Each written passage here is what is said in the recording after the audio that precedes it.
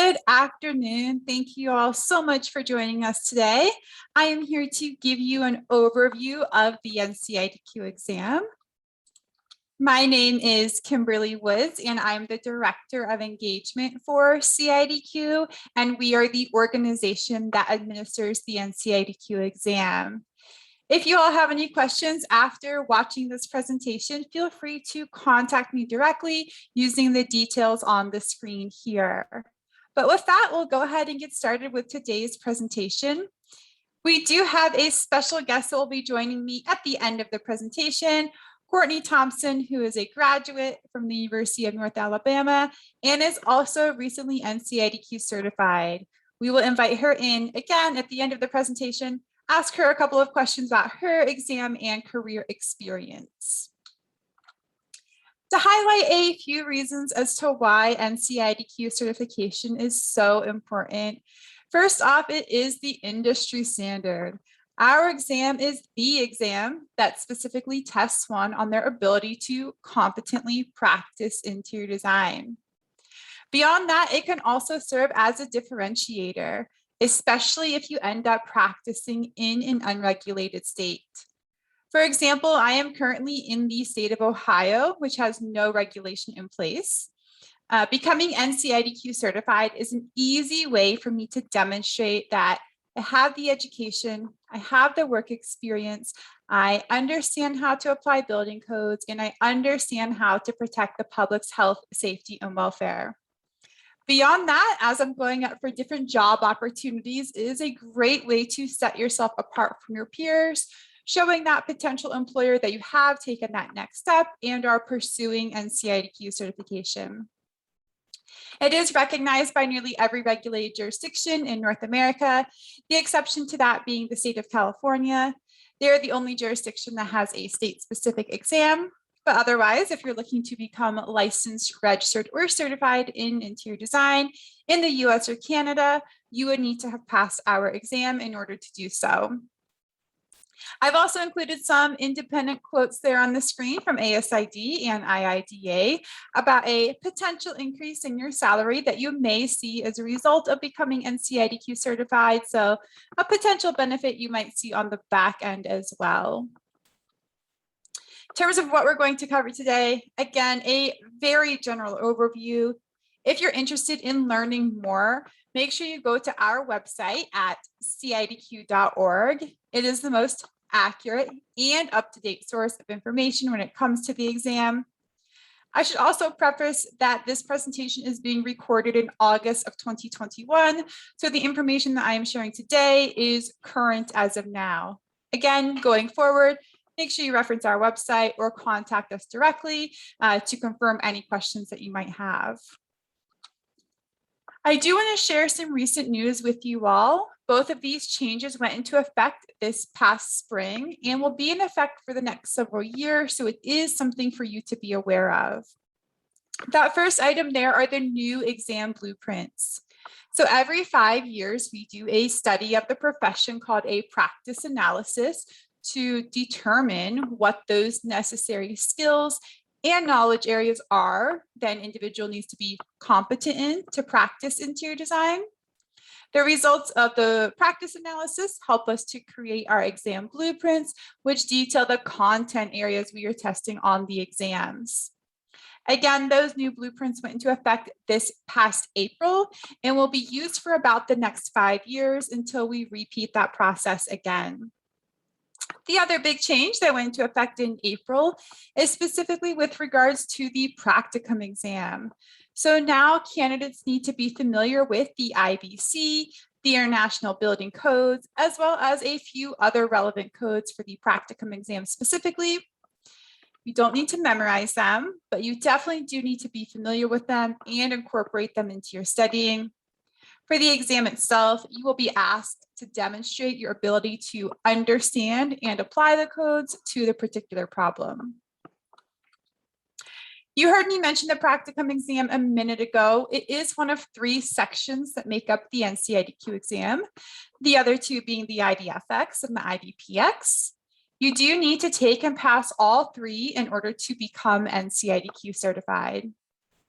This first exam section, the IDFX, tests specifically on book knowledge or what you are actively learning in school.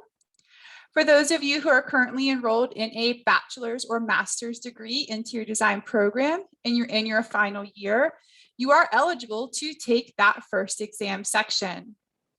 You could also take it anytime after graduation, as it does not require any work experience at all. We do encourage you to take that first exam section sooner rather than later, or closer to graduation if you can, because it is again testing you on that book knowledge, so the information is much fresher on your mind, perhaps a little bit easier to recall. As a student or a recent student, you're already sort of in that studying or test taking mindset. And again, when you are going for different job opportunities, it can help to set yourself apart from the competition.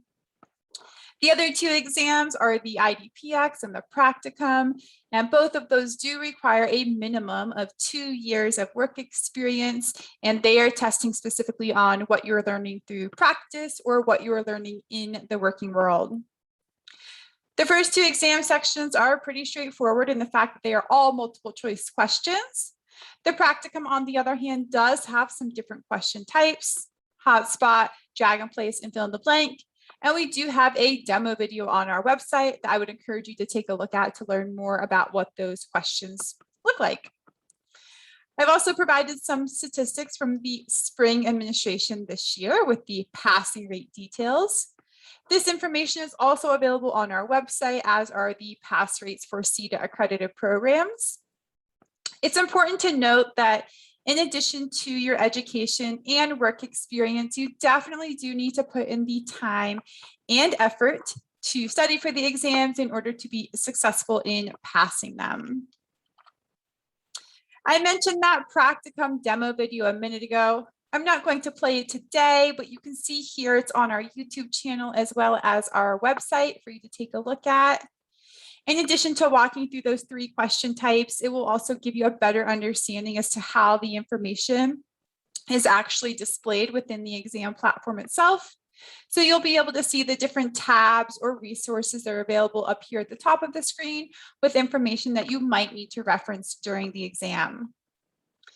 As it states, the practicum exam does not have any drawing, and you don't need to have any specific software knowledge. So no CAD, Revit, Adobe programs, anything like that. Essentially, if you are able to use a mouse and navigate on a computer screen, you can be successful in navigating the exam platform. The practicum exam is split into 3 case studies: a small commercial, large commercial, and residential. And you do take all 3 case studies as part of this exam. For all 3 exams, and especially the practicum, time management is really critical. I recommend going in with a game plan for this exam especially. For example, maybe you knew that large commercial was a weaker area for you.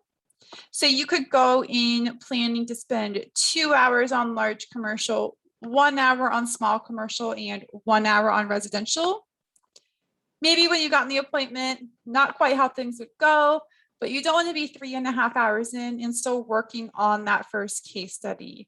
So make sure that you are keeping your eye on the clock and that you are managing that time wisely. When it comes to qualifying for the exam, we do require a combination of education and work experience. As you can see here on the screen, you would just determine which type of education that you have, follow the arrow down to determine the corresponding number of work experience hours that are needed. For all individuals, you are able to count up to 1,760 hours of work experience while you are in school. So that could be through internships, for school credit, not for school credit, co-ops, full-time work, part-time work, combination. As long as it is in interior design, you would be able to count those hours towards the hours needed to qualify for the exam. We do require that all work experience hours are signed off on by either a direct supervisor or a sponsor who meets one of our 3 criteria. And as it mentions, you can find more information on our website at cidq.org/paths. When it comes to applying for the exam, there are essentially two options separated by this gray bar here in the middle. I also want to draw your attention to this purple arrow up here. We recently released this application video that walks through the application process and includes screenshots from what it would actually look like in your online account. So I'd encourage you to head over to our apply page and take a look at that video. Otherwise, as I mentioned, you have two options when it comes to applying for the exam. The top option is for those of you who might be in school, recently graduated, don't quite have your work experience hours yet, but you're ready to get started on the exams. In that case, you would submit the application for the IDFX, again, that first exam section that tests on book knowledge. And for that, you just need to submit your school transcript and pay the application fee. So super quick process. Then once you have the work hours complete and you are ready, you would submit the second portion of the application for the IDPX and the practicum exams. That includes your school transcript, your uploaded work verification form, and paying the application fee. Alternatively, you can wait until you have both your education and work experience complete and go ahead and apply for all three exams at one time using the same application materials. Both options are completely acceptable, so it's really a matter of what is going to work best for your personal goals and timelines. A common misconception we hear is that if you apply for all three exams at one time, you're required to take all three exams at one time, and that is not true. If you apply for all three exams at one time and get approved, that just means you are eligible to take all three exams at one time. It is up to you how you decide to take the exams within your application period. When we look at the fees and how much everything costs, this aligns to the previous slide with those two different application options. Generally speaking, the application fee is a one-time fee. So to apply for the IDFX only, this $95 fee is valid for 4 exam administrations, which is about 2 years. So you would have 4 opportunities to take and pass that first section. Then, when you are ready and you have your work experience hours complete, you go ahead and submit the second portion of the application for the IDPX and the practicum, in which case this $145 fee would be valid for 10 exam administrations, about 5 years. For those of you who choose to apply for all 3 exams at one time, which means you have both your education and work experience complete, that application fee of $225 is valid for 10 exam administrations, about 5 years. So again, you would have 10 exam administrations to take and pass all 3 exams, and it's up to you how you decide to take the exams within that 10 window period. Once you have applied for the exams and been approved and you're ready to start testing, that is when you would pay this exam fee. That is the fee that you would pay to actually book your exam appointment. If for some reason you would fail the exam, not show up, need to cancel, you would need to repay this exam fee again in the future. So you want to wait to purchase an exam until you're feeling prepared, you're confident, you're ready to test. All in, it is over $1,000 investment. So again, you really want to make sure that you're ready before you're making that commitment. I always encourage people to talk with their employer to see if they are able to be supportive of you pursuing NCIDQ certification. I've heard of a number of companies that will often reimburse the exam fees. So you might need to pay them upfront out of pocket, but once you pass the exams, they'll reimburse you on the back end. I've also heard of companies providing time off to take the exams or a budget to purchase study materials. Some of these details are gone over in your orientation or onboarding, so just make sure if that was a while ago, again, you're talking with your employer, letting them know this is something you're interested in pursuing and see if they're able to help you out financially in that regard. Looking at the dates and deadlines for just a minute here, the exam is offered twice each year during the months of April and October, the spring and fall administrations. As it states, applications are accepted all year round. It just depends on when you apply as to when you would be eligible to first test. If anyone submits an application now through the end of January, they would be eligible for review for the spring 2022 exam. Otherwise, the exams are administered at Prometric test centers around the world, and it is the exact same exam no matter where you take it. So if you take the first section in Alabama, and then you move to Oregon, and you take the second section there, and then you move to Germany, and you take the third section there, it is the exact same exam no matter where you take it, and it will continue to travel with you as you move throughout your career. All right, probably one of the biggest questions we get is when it comes to how do I study for the exams? What do I do to prepare? So we'll check in with Courtney here in a little bit, but from CIDQ's perspective, we do not recommend or endorse any specific study books, guides, flashcards, quizzes, anything that's out there. Those are all produced by independent third parties that are not associated with us. And so it's really up to you to do your own due diligence and determine what might work for you. In terms of what we offer on our website, we do provide a listing of ASID and IIDA study groups that we're made aware of. We also provide a listing of books that are used to write the exam questions. The list is quite lengthy, but you might see some of your old textbooks on there, or perhaps some books that are at your company's library that you might want to incorporate into your studying as well. The two most important things when it comes to studying are this slide and the one after.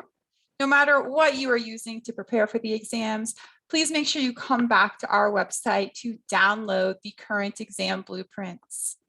As I mentioned at the beginning of the call, these just went into effect in April and align with the current content areas we are testing on the live exams. These resources are all completely free, available for anyone to access at any time on our website at cidq.org/study. Also on that page, as you can see on this screen here, we do have some test your knowledge practice questions for the IDFX and the IDPX exams. Again, the two multiple choice exams that will hopefully give you a better understanding of the format of questions that you can expect to see on those two sections. Looking at the practicum specifically, again, referencing back to earlier in our discussion, those new building codes, specifically referencing the IBC, did go into effect with the spring 2021 exam administration. As you can see here with this white button on our website, we did provide that code document on our website for candidates to reference prior to their exam appointment. And shortly, we will be posting one for the fall 2021 exam administration. This again is why it's really critical that you're coming back to our website or reaching out to us directly, just to make sure that you are referencing current exam information. We also have on our studying page that practicum case study standards document, which provides some additional details about what each of those 3 case studies on the practicum exam would cover. To talk about scoring for just a minute, those of you who will be taking the IDFX or the IDPX exam this fall and going forward, you will receive a preliminary score report via email approximately an hour after your exam appointment ends. This is a sample of one from October of 2018. It will look the same this fall, but with those new domain headers from the new exam blueprints that I have been referencing. As you can see here, this provides a breakdown for each of those content areas, showing how well or not well an individual performed on a particular section. This is as much feedback as we are able to provide to candidates. And so if you are not successful in passing the exam, you would want to reference back to the score report, see which areas you did not perform as well in. For this particular individual, it was technical drawing conventions and design communication. And you would want to focus your efforts on those areas going forward. The exams are all scored on a scale from 200 to 800, with 500 being the passing point. And for all 3 exams, the final and official score results are released 6 to 8 weeks after the end of the exam administration period. So for the spring exams, that would be early to mid-June, and for the fall exams, that would be early to mid-December.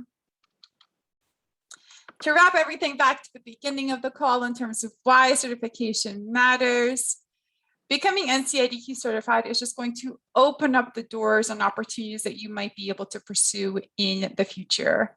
You don't know where your career is going to take you, what type of employer you might end up working for, what type of client you might end up working with. Perhaps you want to go into business on your own, or you want to work on government contracts. Being NCIDQ certified is only going to help you in those pursuits. Many companies do require it, if not highly prefer it, especially for leadership positions, for promotions, again, salary increases.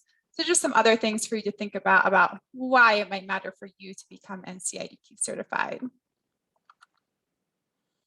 Looking at regulation for just a minute here, you can see from this colorful map that regulation for interior design does vary greatly across the US and Canada, and it is your responsibility to understand what the laws and regulations are in place in the jurisdictions in which you are practicing. We do have this map as well as some additional information for each state and province with regulations in place on our website right here. Specifically for the state of Alabama, it's done through the Alabama Board for Registered Interior Designers. So again, specific to Alabama, if you wish to use the title Registered Interior Designer or RID, you need to be registered with the state. And in order to be registered with the state, you need to have passed our exam. So you can see how everything sort of ties in together. In many instances, it is a voluntary step, but one that we strongly encourage you to do to help elevate and advocate for your profession. Final slide here with my contact information. Again, feel free to reach out with any questions that you have. And for those students that are watching this, I do want to make you aware of a few opportunities, as you can see in my little thought bubble there on the screen. The first is getting a discount to apply for the IDFX exam. Typically, the application fee is $95. The discount is $45. So you as the student only pay $50. There is no cost to the teacher, you as the student, or the school if the code goes unused. So if you're interested in applying for that first section while you are still enrolled as a senior in college, please ask one of your teachers to submit that request form. It is on our website at cidq.org/educators, or they can also contact me directly.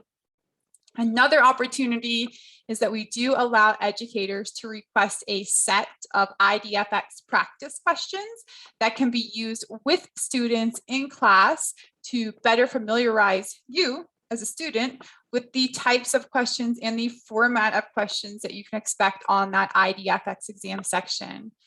That resource is totally free. So again, ask one of your teachers to get a set of those practice questions to help you be more prepared as you tackle that first exam section. So with that, I'm going to go ahead and stop sharing my screen, and I'm going to invite in our special guest, Courtney, to join us. And we'll wait a minute for her to come online. There we go. Awesome. How are you doing today, Courtney? Good. How are you? Doing great, thanks. So like I mentioned at the beginning of the presentation, Courtney recently became NCIDQ certified. She is based in Alabama and is a graduate of the University of North Alabama. So before we get into the questions, Courtney, can you tell us a little bit about your background, maybe what type of work you've been doing since you graduated college, or who you work for, where you're based, that sort of a thing? Of course. So I'm currently employed with the U.S. Army Corps of Engineers. I started there as an intern out of college and transferred over into a permanent position, and I've been there a little over 6 years now. I work for our medical outfitting and transition/sustainment program as an interior designer. And on our program, we work on a wide range of medical military facilities. Just to give you an overview of some of those that we work on, community-based clinics, hospitals, dental clinics, pharmacies, behavioral health, physical therapy, pediatrics, one of my favorite, administrative areas, training, and classrooms. And also just to cover some of my daily roles that I work on, it's facility space planning, specification development, technical reviews, artwork standards, and comprehensive and structural interior design development. And that's just a brief overview of some of my daily tasks and different facility types that I'm usually working on. Awesome. Well, thanks for being here today, Courtney. So we have a few questions prepared again to learn about what her experience is like with the exam, just so you can learn from someone who's sort of been there, done that. So to get started, Courtney, can you talk a little bit about what your process was in taking the exams? Did you decide to take all three of them at one time? Did you decide to split them up and just focus on one at a time? Or what was sort of your approach to actually taking the exam? So as you discussed the different options, I actually went with the first one you discussed earlier, and I decided to take the IDFX first because I didn't have all the working hours to apply for the IDPX and practicum at the time. So I went ahead and applied and pursued the IDFX first. And then I decided to go ahead with the IDPX just because I felt like it was building blocks to most of the things I'd already been studying. And then, of course, lastly, I decided to take the practicum. Awesome. Yeah, we hear all different strategies when it comes to the exams, and there's no right or wrong answer. It's really a matter of what works best for you. And keep in mind, of course, that you have other personal and professional responsibilities that you need to be taken care of at the same time. So please do not feel obligated to take all three at one time just because your friends are doing that. Like, really need to think about what's going to work best for you and sort of how you study and can sort of focus in getting ready for those exams. So thinking about studying for a little bit, can you talk a little bit about what your strategy was in preparing for the exams? Did you form a study group? Were there certain resources you used? Were you studying every single night for months on end? Or can you talk a little bit about what you did to prepare for the exams? So I usually tried to start about 3 months prior to when I scheduled my exam. Looking at material, looking at the blueprints on the website, getting myself familiar, what are my strong areas, where are my weaknesses, and kind of develop a study plan from there. Um, like you said, there's life, there are responsibilities you have to take care of. So try to make a study plan.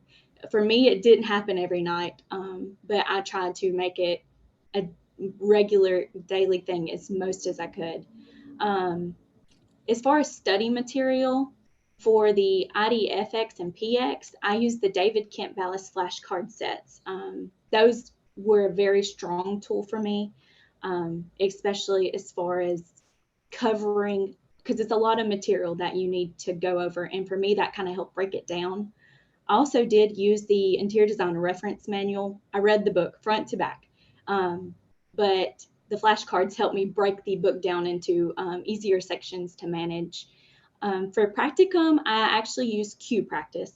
I really liked the way that it was set up, similar to the exam. It helped me practice with the timing because timing is a very big deal. You need to get that down and precise. And I think you had mentioned earlier your stronger sections versus your weaker ones where you need to spend more time exam day. So that was very helpful. And another thing that I really liked in Q Practice was they have question and answer, like chat forums, groups you can get in with people that are taking the exams, questions they have. It's great to read those and then have feedback from the Q Practice members. One of the biggest things I will say that helped myself, though, was study groups. Some of my coworkers were also testing at the same time I was, and it was great to hear different types of material from different people's perspectives. It may have been things that I wouldn't have thought of or I wouldn't have necessarily put into play that they discussed, and it just gave me different insights to think about on exam day. So for me, study groups all the way, get involved, find people that are testing, and just support and encourage each other. Yeah, that's some really great advice. I was taking some notes. Hopefully I'll remember all the comments I was going to say. But the first thing that Courtney mentioned was that she started studying about 3 months prior to the exams. And that is the common answer that we hear, to be honest, is that about 80% of candidates spend a minimum of 2 months studying for the exams. Obviously, some spend longer, some spend less, but like she said, you really do need to try to dedicate yourself during that time period. It might require some sacrifices, maybe a little bit easier now just because people aren't, going to social events as much, but this is going to be a time and a financial commitment. If you're not successful in passing it, you're going to have to wait 6 more months to take the exam again, and you're going to have to pay hundreds of dollars. So like, if you've got it in your mind, even if like today, like I don't want to test until next October, that's totally okay. But now you can start to, like she said, put a study plan in place, get a schedule set of like, here's what I hope to do in terms of, study these nights of the week or for this amount of time, or I want to focus on the IDFX first, and I'm going to do it in this order. Also, like she said, tap into other resources. So even if you don't have a formal study group, there are a number of blogs and groups online that you can join to connect with people that are going through this exam process, and from people that have recently gone through it to share their lessons learned. Talk with your supervisor. Maybe again, there's someone from college or a friend that that's going through it, and just to be able to have someone to bounce ideas or questions off of, like she said, get other insights just to help frame your perspective is really helpful, even if it's not like a formal group that you're meeting with, every Monday or something like that. And also time management. It's more again than just knowing the information, like time management, sort of test taking strategy really comes into play. So keep that in mind. Something I did not mention during the presentation is that you are able to mark questions for review. And so if you feel like you're struggling on a question, like you're just not really sure, it's been 10 minutes, like you don't have 10 minutes to spend on every question. So you need to mark it for review. If you have time at the end, then you can go back and look at it. But you've really got to, again, keep your eye on the clock, keep the ball moving, focus on the ones that you do know, that you feel confident in, trust your gut. You don't lose points for incorrect answers. So especially on the multiple choice exams, if you're struggling between, A and B, for example, pick the one you feel stronger about, but at least you have a 25% chance of getting it correct, and you're not going to lose points for getting the question incorrect. So one more about NCIDQ, especially since you work for the Army Corps of Engineers. Why was it important for you to become certified? Was that something that your employer was sort of encouraging you or pushing you to do? Was it something personally that you wanted to do, or what were sort of your motivating factors to deciding to pursue certification? Actually, I decided my senior year of college at the University of North Alabama that I wanted to pursue NCIDQ. Our professors spoke very highly of the certification. They encouraged us to research, learn more about it. And also my senior year, we were going through trying to get CETA accredited for our program. So it was a lot of things at once that I was learning about. But as I moved into my career at the Army Corps, this followed me because we have been and we currently are fighting for interior design to become a professional series. And that's something that I know our branch feels very passionate about. And for me, NCIDQ was something that I could do to show my commitment to the industry and just to show my ability that I have the foundations of interior design. Because some people, they don't completely understand the profession. So anything that I can do on my part to support the industry and show, we are professionals, we do have the certification, was something that I wanted to pursue. Yeah, those are really great reasons. I'm sure all of you that are out there that are practitioners listening to this have sort of been misrepresented in terms of people understanding what it is that you actually do, and not fully understanding, again, that technical expertise and knowledge that you actually do have, and the impact that you really do have on everyday spaces that everyone is interacting with. And especially since NCIDQ is not required, again, it really does show your dedication to the profession and just your ability to commit to working on a task. And so it really speaks highly of your character in pursuing NCIDQ certification. I'll also add, Courtney mentioned that her employer was really supportive of her pursuing it. That's really true of a lot of employers. Like, they want you to grow professionally, and not just when it comes to NCIDQ certification, but if you're interested in pursuing LEAD or WELL, or there's some healthcare certifications or NKBA or anything like that to help you grow professionally, because it's not only going to make you a more well-rounded designer in person, but it's also going to have that help that company stand out more and show the clients that they're working with, again, that they're legitimate, they have this technical knowledge, and they know what they're talking about. So great insights there.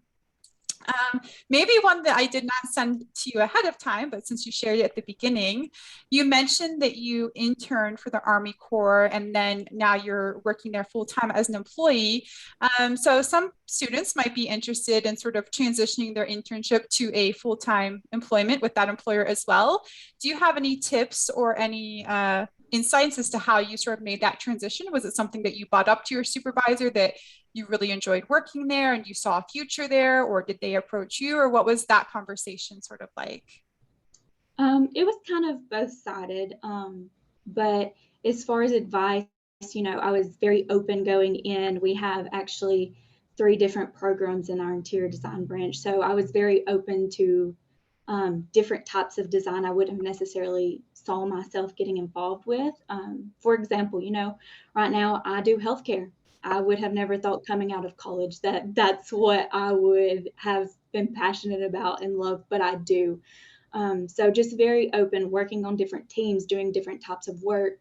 A lot of research went into the things I was looking at and specifications and things like that. So my advice is go in, be open-minded, just try it all, because it's a learning experience and you may end up doing something you really love, like me, that you would have never thought that you would have enjoyed.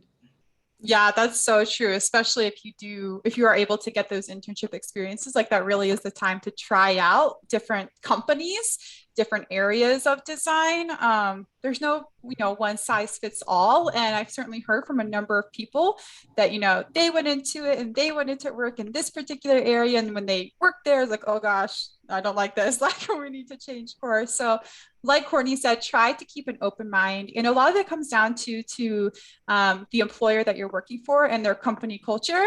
And so if you do feel really passionate about a particular area like healthcare, but maybe you're not really feeling that employer, like that's okay. There's lots of other ones that you can, pursue and see if that might be a better fit for sort of your personality and what your career goals might be.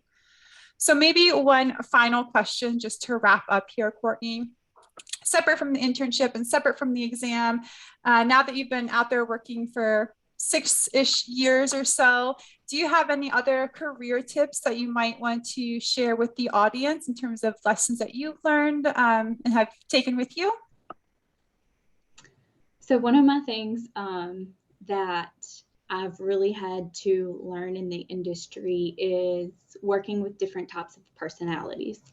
And also in school, most of us are very visual people. We get it in our heads. We can build things. Working with clients on the outside, they are not necessarily like that, especially in the healthcare industry. You're working with doctors and nurses, and, they don't necessarily have that creative vision like we do. So it's very important to learn different types of personalities and how they learn things and visual things, because at the end of the day, you're selling your design, you're selling your work. You want your client to be happy, and you want them to put their trust in you. So just keep your mind open that everybody you work with is not going to see things like you see them. So just be creative and come up with different ways and different solutions to show your ideas, and just get out there and do the best you can at the end of the day. That's so true. I'll add to that in addition to sort of understanding different personality types, is communication is really critical. How you're communicating to people, what you're communicating. Like Courtney said, like if she's speaking to a doctor, they're speaking 2 different languages. So she can't use the same terminology that she might use with her coworker at the desk next door. Like she needs to really put it in layman's terms or use a different method that's going to be more applicable and understandable for that client that she's working for. So communication skills are also really important, but really great advice. And I really appreciate Courtney joining us this afternoon. Again, hopefully you guys learned something from her experience and some of her career tips as well. But with that, we'll go ahead and end the webinar for this afternoon. Again, if you all have any questions, you're welcome to contact me directly. Again, this is Kimberly Woods from CIDQ, and thank you all so much for joining us this afternoon. See ya. Bye.